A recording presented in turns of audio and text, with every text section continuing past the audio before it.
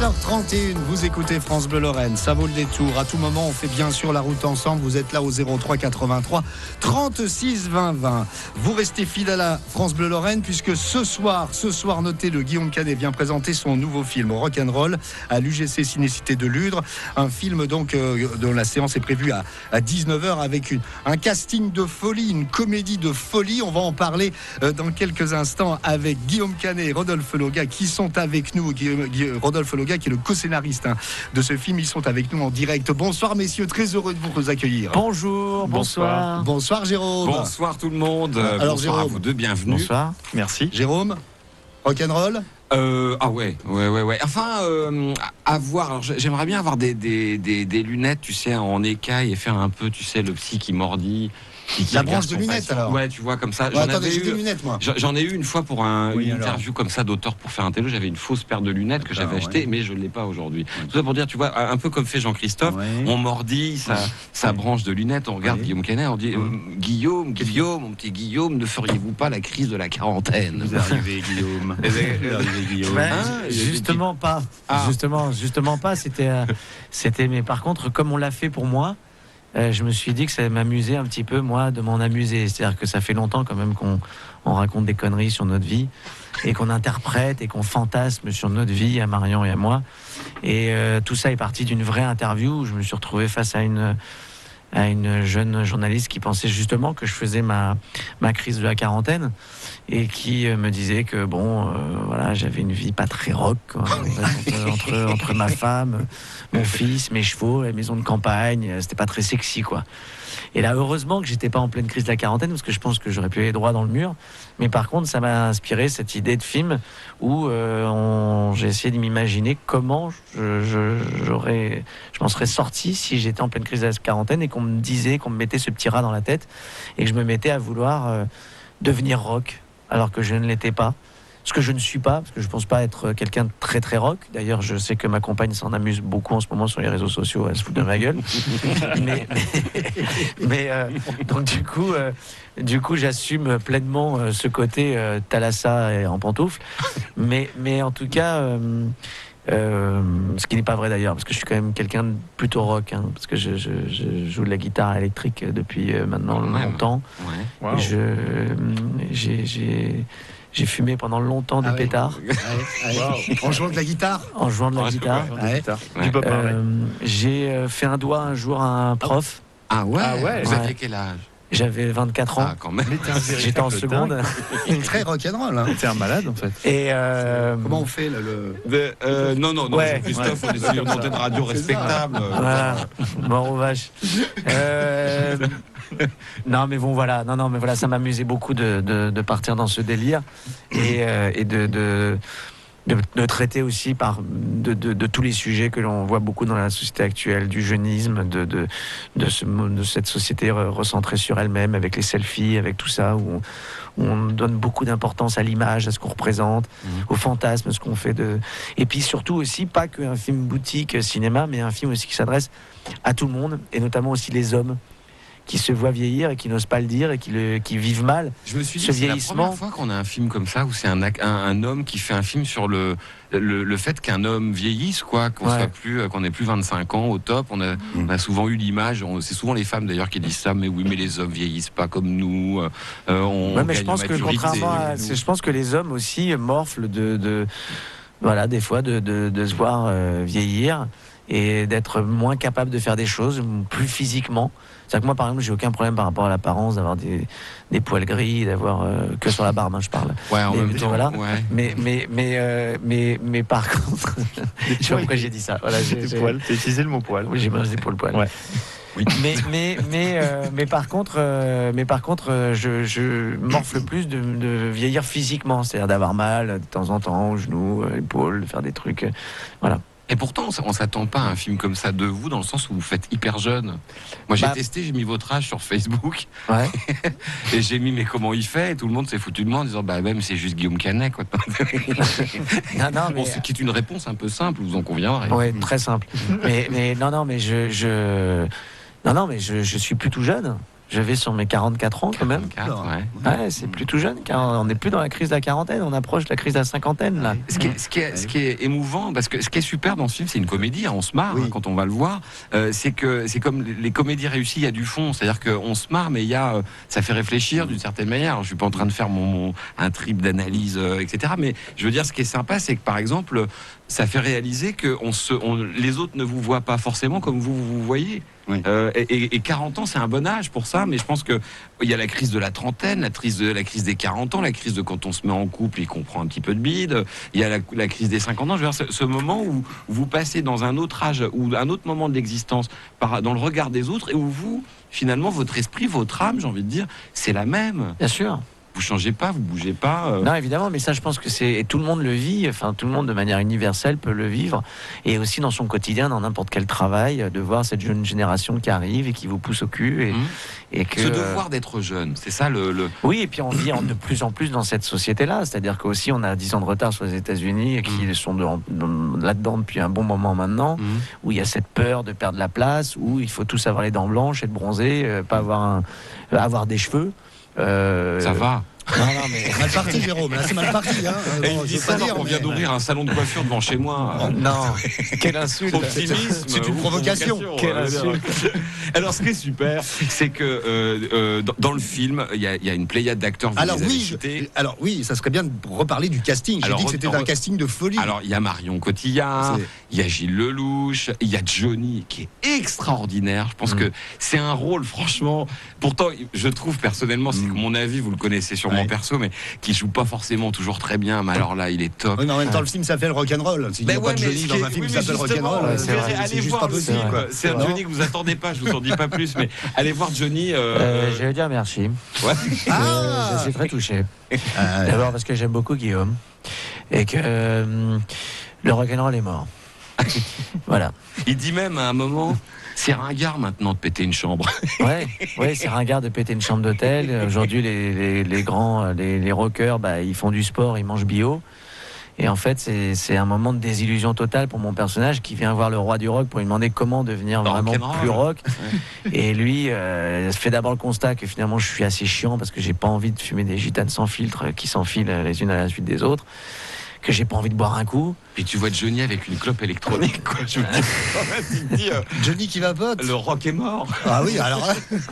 Johnny qui vapote. C'est rien que ça. Qui a eu l'idée, parce que vous êtes co-scénariste, Rodolphe. Comment ça se passe? C'est des idées qu'on rajoute en écrivant le scénario? Ça servait la comédie parce que effectivement on cherchait à un moment. Il fallait que Guillaume, avec toutes les questions qu'il avait dans la tête. Le studio est en train de partir en quiche, même il y a une planche qui est tombée. Le studio, lui, est rock'n'roll. Ouais, j'ai rien cassé. C'était un rendez-vous rock'n'roll. Quand je suis arrivé, c'était déjà fait. Non, mais du coup, oui, effectivement, le personnage de Guillaume devait aller poser la question au roi du rock. Il y en a qu'un. Savoir ce qu'était le rock et s'il existait toujours. Effectivement. Il a une réponse qui finit par lui faire comprendre que non, il va droit dans le mur et qu'il faut arrêter les conneries, quoi. Que Johnny, même lui, ne peut plus se comporter comme il devait le faire. Après, c'était un témoignage aussi de la société, de ce que tu disais ce matin très justement sur le fait qu'aujourd'hui on rentre dans un truc de stéréotype où c'est plus bien de fumer, qu'on est quand même les gens qui fument sont montrés du doigt, qu'on doit aller dehors. Johnny appartient à une génération où c'était cool de fumer. Voilà, donc effectivement, nous on a grandi avec des photos dégueulasses sur les paquets de cigarettes, donc on n'a pas la même, on n'a pas le même plaisir. On n'a pas du tout grandi avec ça. Non, c'est menteur. Non, on a grandi avec les paquets. Moi j'ai grandi avec mon père qui fumait des gitanes sans filtre, et que ça puait dans la bagnole et que je fumais 2 paquets par jour. À juste respirer ce qu'il fumait, quoi. Faut pas. Il y a des phrases comme ça. T'as 43 ans aussi, Rodolphe. Arrête de t'inventer. Non, j'ai 19. Tu vois, j'ai 19. Voilà. Moi, j'ai l'avenir devant moi. On est en plein dedans. On est en plein dans le J'ai grandi avec des paquets de cigarettes, avec des affichages. Oui, c'est vrai. Ça fait 2 ans que ça existe. Tu sais qu'il a 43 piges. Dans le film, il y a des phrases. Alors, je disais donc, on peut plus exploser une chambre d'hôtel. Ça se fait plus. Il y a une phrase qui est excellente, Jean-Christophe. On est tous égaux devant la prostate. Alors ça, je pense que ça va rester. Ça, c'est la phrase. Ça, c'est l'urologue que je vais voir parce que j'ai un problème de couilles. Voilà. Et ce qui m'amusait beaucoup de couilles, voilà. par rapport au thème du film, voilà. quand on commence le film sur un mec qui se mate les couilles, c'est-à-dire que c'est un film sur le jeu, quoi, le jeu JE, très centré sur lui-même, et donc ça m'amusait de commencer déjà le film sur un mec qui a un problème de couilles, T'as remarqué depuis le début des projections que toi qui es un public très féminin, au gré des projections, on s'inquiète beaucoup sur ma couille. Alors, on va savoir si c'est un truc. Donc en fait, il va voir un urologue, et un urologue finit par lui expliquer que le mieux, ça serait quand même de faire un test de la prostate. Oui. Alors pour les gens qui sont pas au courant, je pense que vous êtes le seul acteur de l'histoire de l'humanité qui a fait un test de la prostate sur un écran qui fait 5 voilà, par 4. C'est ça. C'est-à-dire que quand j'arrive là dans les grandes salles et qu'il y a 600 places et que je me vois à quatre pattes avec un acteur trader, parce que c'est un pote qui est trader, qui est pas du tout acteur, qui fait comme s'il me mettait le doigt dans le cul pour me faire poser la prostate. C'est vrai que là, tout d'un coup, je prends conscience un peu qu'il faut faire attention quand on écrit des scènes. Mais tu peux t'en prendre qu'à toi, c'est une idée de toi. C'est vrai. Et donc voilà. Et donc il lui explique que de toute façon, il n'en est pas à son premier acteur césarisé, et qu'effectivement. Il en balance sur Berléand. Allez voir, rien que pour cette partie-là, c'est 3 minutes. C'est jouissif. Mais il me dit quand même que j'ai une jolie petite châtaigne. Oui, c'est vrai. Et puis c'est vrai, moi, à un moment, je me suis demandé, mais finalement, de quelle couille s'agit-il? Parce que vous précisez à un moment la gauche, mais ça dépend de quel point de vue on se place, tu vois. Si non, ma gauche à moi. Sa gauche à lui, pas celui qui regarde, c'est ça. Ce qu'on est en train de vous dire, ça vous paraît peut-être un peu bizarre comme ça quand vous écoutez en voiture, mais ça montre bien le film, parce que vous voyez, on est loin de l'acteur qui se mire et qui monte les marches. Ça se prend pas au sérieux, là. C'est l'impression que ça donne. Il y a Marion Cotillard qui fait un film de 2 heures pendant 1h40. Elle parle québécois comme j'ai jamais entendu parler québécois. Elle est sous-titrée d'ailleurs parce qu'on ne la comprend pas, parce qu'en fait elle se prépare pour un film qu'elle va faire au Québec. Et donc comme on sait que Marion travaille beaucoup ses rôles, et moi c'est un peu aussi le délire de la parodie et tout ça. Elle me parle en québécois, je ne comprends pas. Et en fait, elle est sous-titrée pendant tout le film parce qu'on ne comprend jamais ce qu'elle dit. Et elle m'explique des trucs. Elle me parle hyper mal en québécois. Où elle m'explique à un moment que je chante comme un trou de cul, parce que je lui dis que je voudrais devenir chanteur. Et voilà. Et on s'est bien bidonné là-dessus. Ce qui est super aussi, j'ai trouvé dans le film, c'est que ça démarre comme on se sent presque comme des amis avec vous. C'est-à-dire qu'on découvre la vie telle qu'on l'imagine dans votre couple. C'est-à-dire, il s'appelle vraiment Guillaume Canet, Guillaume dans le film. Tout le monde joue son propre rôle. Tout le monde. Il y a même mes parents qui jouent mes parents. C'est-à-dire que tout le monde s'y est mis, quoi. Quand mon père dit que j'ai fait pipi au lit jusqu'à très tard, que tout ça, c'est vraiment mon père. C'est un délire total. Ah, oui. Ma mère aussi, qui me reproche de ne pas descendre la voir parce qu'elle habite au premier étage. Et en fait, après, ça part en quiche, quoi. Et c'est aller voir le film pour la première partie. Vous allez notamment, je sais pas comment dire, découvrir des potes, quoi. Je sais pas comment. On vous apprécie, on vous aime beaucoup, et notamment en voyant le film, ça correspond à ce qu'on savait, que Marion Cotillard, par exemple, c'est une grande bosseuse. Jean-Pierre Jeunet l'a dit ici, qu'elle prépare ses rôles très très longtemps à l'avance. On voit aussi un homme et une femme qui finalement travaillent pour nourrir leurs gamins, ont un boulot. Alors c'est un boulot d'acteur, mais c'est presque banal chez vous. Et puis ils sont un peu, finalement, ne sont pas complètement dans un truc d'amour fou, quoi. Ils sont, il y a un couple comme on voit les couples, c'est-à-dire qu'ils ne témoignent pas non plus d'un grand amour. Non. Et finalement, ce qu'ils vont vivre et ce par quoi ils vont passer va être une renaissance, même dans leur amour et dans leur relation sexuelle, même. On va le voir sans en dire trop, mais il va y avoir du renouveau, quoi. Ce qui est super, voilà, allez voir le film parce que ça rebondit, il se passe des tas de choses, vous riez à des moments complètement inattendus, vous allez voir des scènes loufoques, et même, j'ai envie de vous dire, jouez le jeu avec vos amis, c'est-à-dire, on le dira d'ailleurs à celles et ceux d'entre vous qui viennent ce soir, surtout dites-en le moins possible à vos amis, parce que c'est ça qui est drôle, c'est qu'on ne s'attend à rien. Enfin, je veux dire, mais Jérôme, on le comprend quand on regarde la bande-annonce, c'est-à-dire qu'à un moment, pratiquement à la moitié de la bande-annonce, on ne voit Guillaume Canet que de dos, et toutes les personnes qui sont en face de lui se décomposent, je ne sais pas comment dire. Mais nous aussi, dans la salle, ils se décomposent et on ne sait pas ce qui se passe. Voilà. Et donc, allez voir la suite au cinéma. On va merci en tout cas pour la sortie du film. Alors Rock'n'Roll, c'est le film donc qui sortira, qui est présenté ce soir, on le rappelle, à 19h à l'UGC Cinécité de Ludre. Vous pouvez encore vous rendre donc à l'UGC si vous souhaitez découvrir cette comédie. Et le film arrivera le 15 février. C'est une très belle avant-première. Alors, c'est complet, mais en négociant et avec une voix de pique crevée, des yeux de Bernanfri, il est possible que quelqu'un qui se libère. Je vais lui donner une place. Oui, allez.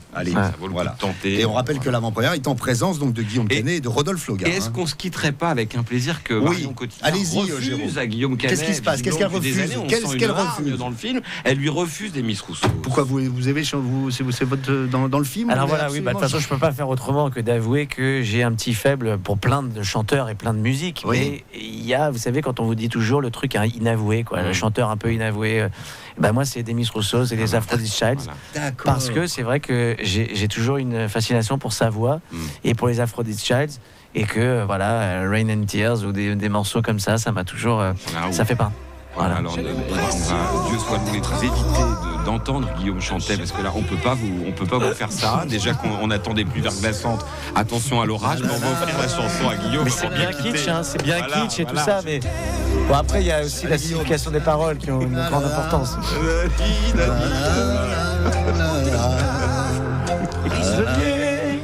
Volontaire. Et il le fait bien quand même, hein. Quand je t'aime. Merci à vous deux. À ce soir. Merci à vous. Merci beaucoup. Merci Guillaume Canet, merci Rodolphe Loga. Donc on le rappelle, en présence ce soir pour cette avant-première. Soyez là à 19h à l'UGC Ciné Cité de Ludre. Belle soirée, vous allez vous marrer et vous éclater. 17h47. France Bleu.